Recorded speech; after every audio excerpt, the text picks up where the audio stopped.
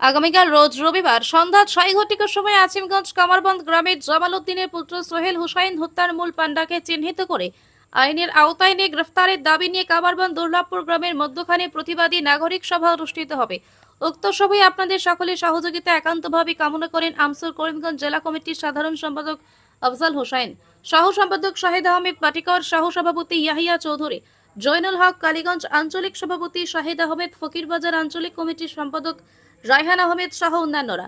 আহ্বায়ক কমিটির পক্ষে মৌলানা বাহারুল ইসলাম আমসো, মুর্তজা হুসাইন সমাজসেবী বাঘের সাঙ্গুন, আবু সুফিয়ান উপদেষ্টা আমসো, আব্দুল মুনিম বাবলু সমাজসেবী বাঘের সাঙ্গুন, নাসির উদ্দিন কামারবন্দ, মন্তাজ আলী কামারবন্দ।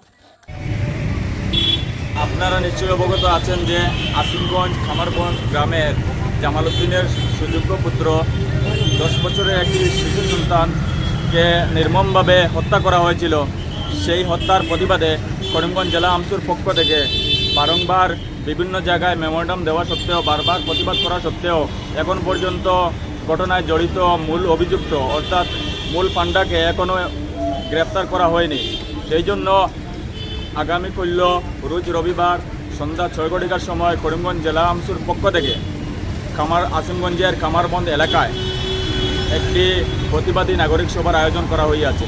উক্ত সভায় এলাকাবাসী তথা করিমগঞ্জ জেলার প্রত্যেক সুযোগ্য নাগরিকবৃন্দ এবং সচেতন নাগরিক মহলকে আহ্বান রাখছি, আপনারা আমাদের এই নাগরিক সভায় অংশগ্রহণ করুন। ধন্যবাদ।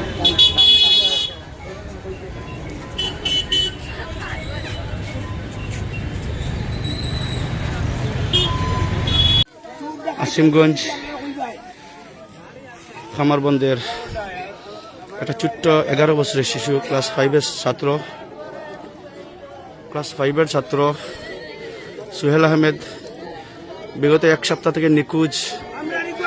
পুলিশ প্রশাসন থেকে নিয়ে আমরা সবাই অত্যন্ত পরিশ্রম করে খুঁজে পাইনি। আজ তার ঘর থেকে 1 কিলোমিটার দূরে ছোট্ট একটা, আমরা বলি নালা, ছোট্ট একটা নালা যেটা লঙ্গাই নদীর লেগে লিঙ্ক হয়েছে, সেই নালায় বেঁধে একটা খুঁটি মেরে পানির তলে রাখা হয়েছে।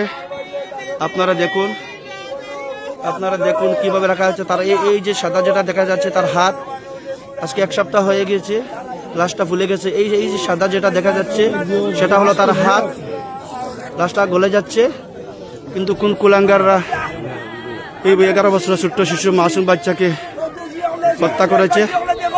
অত্যন্ত দুঃখের বিষয়, অত্যন্ত পরিতাপের বিষয়। হাজার হাজার মানুষ সত্যি আজকে অত্যন্ত একটা বেদনাদায়ক দিন। মা বাবার একমাত্র সন্তান পাতাকান্দি সেন্ট্রাল পাবলিক স্কুলের ছাত্র, ক্লাস 5-এর ছাত্র সোহেল আহমেদ, ওকে কে বা কারা হত্যা করেছে।